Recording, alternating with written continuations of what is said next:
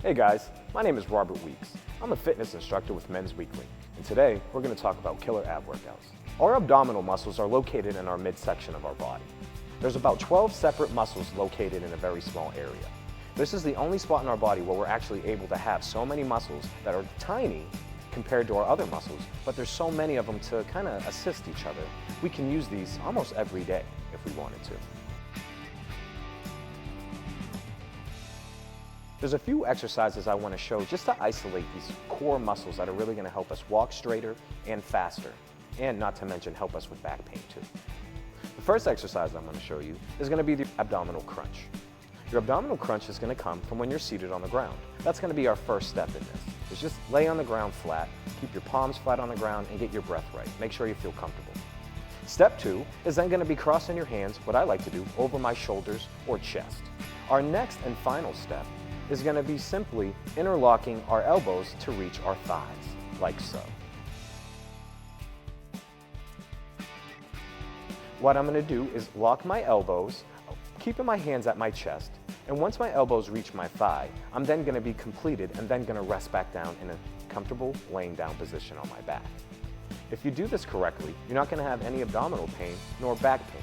The abdominal pain is only going to come from the muscles after you get winded and tired after doing a couple repetitions.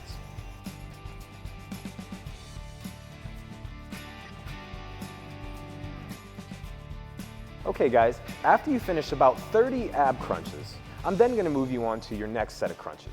This is going to be the bicycle crunch. This is going to be very important, and it's going to work off of your last exercise. It's going to actually hit a little bit more muscles, because what we're going to do is we're going to incorporate our lower body into the exercise. Okay guys, with the bicycle crunch, we're going to follow the same procedures we just followed the last time. Step 1 is going to be laying flat on your back with your hands flat on the ground. Except in this case, we're going to actually raise our feet up so that we create a 90-degree angle from the ground, like seen here. Once then I'm prepared, I'm then going to follow into step 2.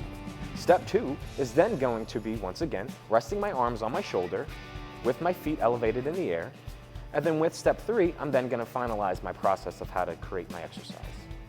With step 3, I'm then going to create a bicycle motion with my legs. The bicycle motion is just going to be as if we're pedaling on a bike. As seen here, it's very easy motion. All I'm going to have to do is just counter-correct what gravity's doing. Once I have that process down, I'm going to finalize my crunch with once again bringing my elbows to my thighs. This is good for the separation of the muscles in your stomach. Why? While we do the crunch and bring our elbows to our thighs, we're working the upper part of our abdominals. But while we're doing the bicycle motion with our legs and our thighs, we are creating a lot different movement with the lower part of our abdominals. So you can see how we're going to incorporate and use a lot of different muscles at a lot of different times in this process. Once again, try to do about 30 repetitions of this.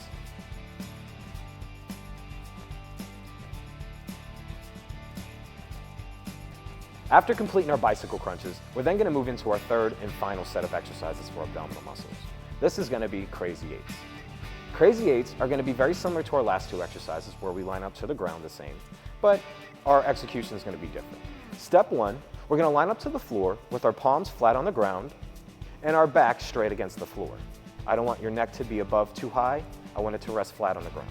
Step 2, you're then going to bring your feet 6 to 8 inches off the ground while you keep your arms flat on the ground. Your arms will always stay on the ground during this whole process. Legs are 6 to 8 inches off the ground and they're flush together, touching. Step 3, you're then going to create a sweeping motion or an infinity sign motion. Once you create your motion of the 8 or the infinity sign, you can go further out or you can keep it nice and tight depending on your level or how much burn you want to feel. Try not to think of a number in your head because this is going to be our final exercise. You definitely want to go until you can no longer go any longer.